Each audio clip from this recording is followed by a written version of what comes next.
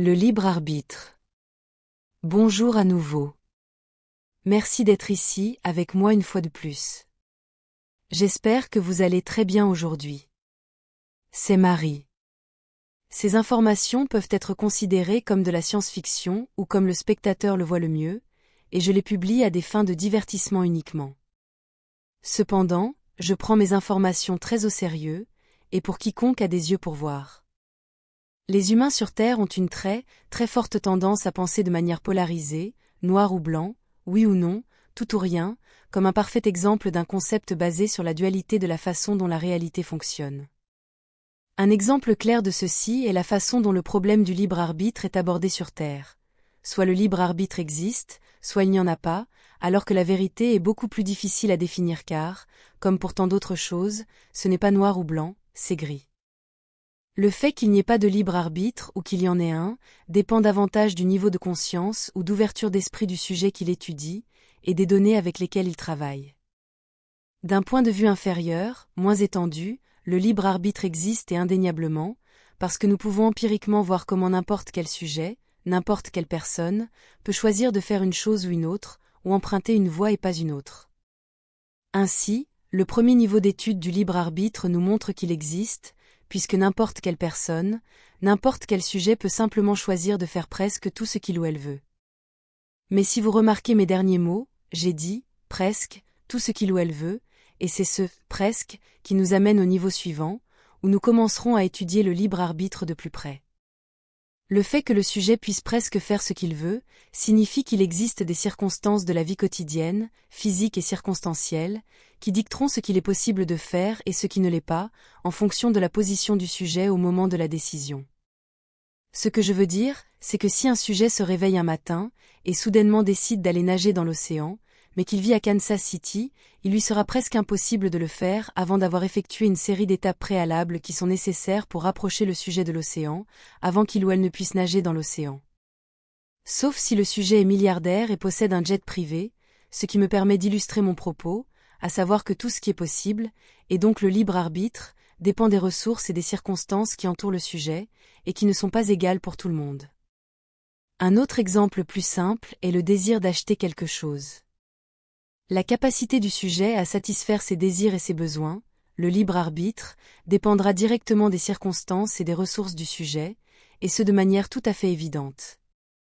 Avant d'aller plus loin, il existe un autre point de vue sur le libre arbitre, et c'est le concept de destin, plus théologique ou religieux, où la vie du sujet est déjà écrite et gravée dans le marbre, donc il ne fait que vivre comme s'il regardait un film, ou même si ce qui va se passer ensuite est inconnu du sujet, c'est déjà préétabli et immuable. Dans ce concept plus religieux, il n'y a pas de libre arbitre, il n'existe pas. Ce concept religieux contient beaucoup de vérité, mais ce n'est pas si simple, comme nous le verrons plus loin, car il ouvre une grande boîte de Pandore, ce qui suscite beaucoup de controverses, en particulier lorsqu'on le relie au concept de péché et d'expiation, et de punition pour les mauvaises actions, parce qu'aucun sujet ne devrait être puni ou subir des conséquences pour avoir fait des choses qui échappent à son contrôle. Des choses qui ont été planifiées par une puissance supérieure, qui se jouerait du sujet comme d'une simple marionnette, de manière très sadique et cruelle la plupart du temps. Au moment où j'écris ce texte, le mot sadique est apparu comme le numéro 666 dans mon texte ici, intéressant, mais je m'écarte du sujet. Continuons, nous sommes tous soumis à nos circonstances et à nos possibilités, et celles-ci sont la conséquence de nos décisions antérieures, bonnes et mauvaises, même si, au moment où nous les avons prises, nous avons toujours pensé qu'il s'agissait du meilleur choix possible disponible, compte tenu des données dont nous disposions à l'époque. Donc cela signifierait que nos possibilités, à tout moment de notre vie, dépendent principalement des conséquences de nos décisions antérieures, que nous pouvons planifier à l'avance, comme une série d'étapes que nous pouvons prévoir et nécessaires à accomplir, avant que nous puissions atteindre le but ultime souhaité. Cela signifierait alors que nous ne disposons pas d'un libre arbitre total et ultime, comme l'aurait le Dieu théologique ou la source elle-même, et que nous n'aurions qu'une quantité limitée de libre arbitre, qui dépend des limites et des règles du domaine existentiel dans lequel nous vivons, et dans lequel nous avons accepté de nous incarner. Et le simple fait que, en tant qu'âme, nous ayons accepté de nous incarner dans l'un ou l'autre monde et dans ces royaumes existentiels, avec des règles physiques limitées, aurait dépendu des circonstances que nous avions en tant qu'âme. Et quelles circonstances auraient ces âmes, celles qui dicteraient où elles s'incarneront ensuite, seraient leurs idées, leurs concepts et leurs attachements à celles-ci, ce qui se traduirait également par leurs désirs, leurs besoins et leurs souhaits. Pour en revenir à la question du libre arbitre, du point de vue d'une personne ayant une incarnation, une expérience dans le monde physique, il existe encore un autre ensemble de facteurs et de limitations fortement contraignants, qui interfèrent profondément avec la capacité de tout sujet à prendre des décisions. Les humains, comme c'est le cas avec d'innombrables autres espèces, ont un inconscient et un subconscient très forts, qui malheureusement dictent le comportement, les réactions et les réponses émotionnelles de n'importe quel sujet, et à un niveau très profond. Cet inconscient et ce subconscient peuvent être considérés comme une série ou un ensemble de réponses programmées, un peu comme celle d'un ordinateur avec l'algorithme de type « si, alors, sinon ». Comme dans un ensemble programmé de comportements qui surviennent et sont exécutés automatiquement, lorsque la bonne circonstance ou le bon déclencheur apparaît, ces réponses préprogrammées apparaissent même contre la volonté consciente du sujet, qui peut même être en lutte constante contre elles, succombant souvent aux réponses préprogrammées, réduisant fortement son libre arbitre. Un exemple de cela, les réactions émotionnelles déclenchées ou de comportements, qui ont été programmées dans l'inconscient ou le subconscient du sujet, à la suite d'expériences répétitives et de leurs résultats, et qui peuvent être très fortes, et plus encore lorsque ces réactions automatiques ont été programmées dans le corps et l'esprit de l'individu à la suite d'expériences traumatisantes, comme le syndrome de stress post-traumatique l'illustre. Et où ces réactions automatiques sont très difficiles à surmonter et à remplacer pour l'esprit conscient de l'individu, réduisant encore plus fortement sa capacité à disposer d'un véritable libre arbitre. Même si j'ai utilisé des exemples forts de réactions préprogrammées inconscientes et subconscientes, notre corps et notre esprit sont en proie à d'innombrables programmes mineurs, certains plus forts que d'autres, mais qui, combinés, ont également un impact très fort sur notre capacité à avoir un libre arbitre. Tous ces programmes que nous acquérons dans nos vies au fur et à mesure que nous les vivons, et dans le cadre de notre processus d'apprentissage normal, comme par exemple nos réponses et nos programmes sociaux. Passons au point suivant. Comme je l'ai décrit dans mes vidéos sur les champs télépathiques, beaucoup de nos pensées et de nos émotions ne sont même pas les nôtres, beaucoup ne sont pas nés de nos expériences et de nos processus de pensée personnels, mais sont plutôt le résultat de ce que nous captons dans le champ des pensées et des émotions partagées. Des pensées, des idées et des émotions qui sont partagées par toutes les âmes, incarnées ou non, qui ont la même vision et interprétation de la réalité, ce qui signifie qu'elles détiennent la même fréquence et vibration existentielle, qui à son tour manifeste et façonne le domaine existentiel dont elles font toute l'expérience. Cela signifie que beaucoup de nos pensées et de nos émotions ne sont pas les nôtres, mais qu'elles sont captées par la proximité avec d'autres personnes qui se trouvent dans un état émotionnel et vibratoire similaire à celui que nous avons. Ceci est expliqué en détail dans mes vidéos sur les champs télépathiques, mais ce que je veux dire, c'est que si nous partageons des pensées, des idées et des émotions que nous pensons être les nôtres et qui ne le sont pas, alors nous prendrons toutes sortes de décisions avec ces données partagées qui ne sont pas les nôtres, surtout lorsqu'elles sont chargées d'émotions. Car elles provoquent des réactions qui ne sont pas logiques, puisqu'elles sont basées sur ce qui fait se sentir bien plutôt que sur ce qui est nécessaire, entravant ainsi notre capacité de libre arbitre. Lorsque nous pouvons détecter, remarquer et réaliser quelles pensées, idées et émotions ne sont pas les nôtres, et que nous les captons du champ télépathique ou de la soupe dans laquelle nous nous trouvons, et surtout des personnes qui nous sont proches. Plus nous pouvons contrôler nos pensées et plus nous pouvons être sûrs qu'elles sont les nôtres, ou du moins que nous sommes d'accord ou que nous acceptons celles qui ne le sont pas, et que nous captons du champ télépathique dans lequel nous sommes immergés, plus nous exerçons notre libre arbitre. Cela signifie se connaître soi-même, et avoir un bon contrôle sur ses réactions. Plus nous avons un cadre solide, plus nous pouvons passer outre la soupe télépathique d'idées partagées dans laquelle nous sommes, et plus nous pouvons exercer notre libre arbitre. Approfondissons encore plus dans les idées et les concepts hautement métaphysiques, bien que nombre d'entre eux aient été scientifiquement et empiriquement prouvés par des cultures et des sociétés interstellaires très avancées, comme conséquence des vols interstellaires et de la manipulation et du saut de lignes temporelles, qui proviennent également ou sont étroitement liés à la capacité de la culture à être interstellaire. Ce qui signifie avec elle, la capacité de voyager dans l'espace plus vite que la lumière. Le temps n'est vécu que comme la conséquence de la conscience de notre propre existence, comme la conséquence d'être conscient et éveillé, Il n'a donc pas de véritable linéarité ni de véritable valeur constante pour tout le monde, ce qui devient l'un des facteurs les plus malléables à prendre en compte lors d'un voyage interstellaire. Comme le reconnaissent d'innombrables cultures et sociétés interstellaires, il existe une quantité infinie de lignes de temps et un nombre infini de situations dans chacune d'elles, qui existent toujours et sont indestructibles. Le passé, le présent et le futur, et tout ce qu'ils contiennent existe toujours, y compris toutes les possibilités alternatives et les variations de tous les événements de chacun d'entre eux. La ligne de temps n'est pas une chose isolée, elle n'est pas isolée des autres lignes temporelles, car une ligne de temps, comme son nom l'indique, est une ligne dans le temps, une série d'événements qui se produisent ou arrivent linéairement, l'un après l'autre, et qui n'existent qu'en tant que conséquence de la conscience qui l'anime, au fur et à mesure qu'elle fait l'expérience des événements fixes qui s'y déroulent.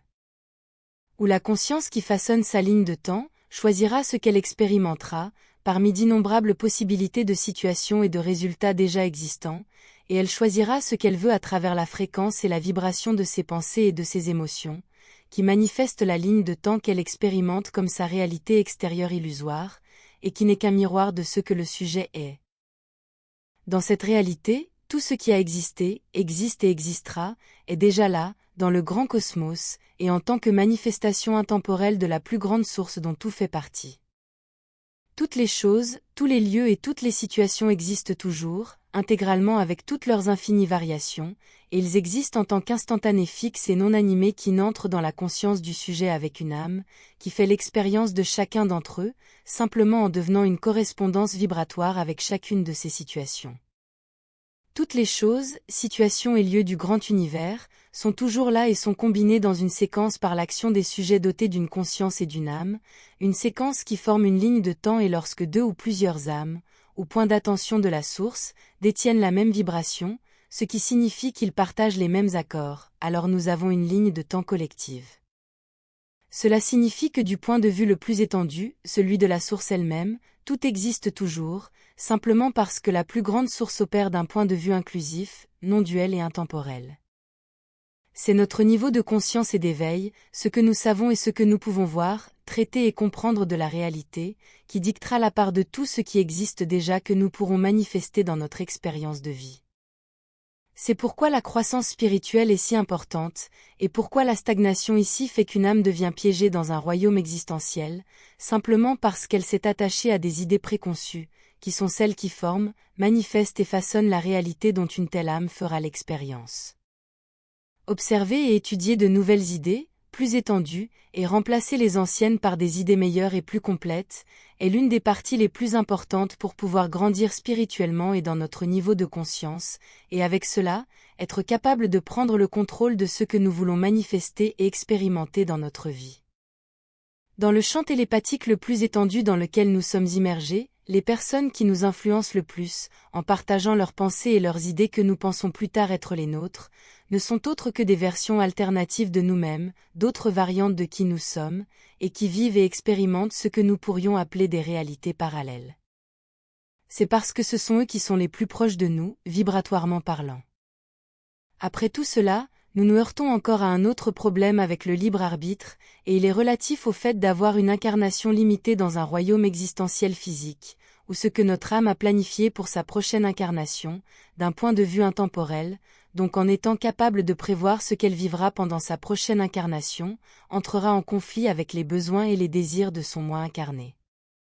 Ce problème est expliqué en détail dans mes vidéos sur le fait que les choses ont une signification différente, selon le côté où l'on se situe, entre les valeurs de toute chose et situation vues du point de vue d'une âme qui se trouve dans l'espace entre les vies, et la signification de la même chose ou du même événement, vu du point de vue de quelqu'un qui vit dans un corps physique biologique.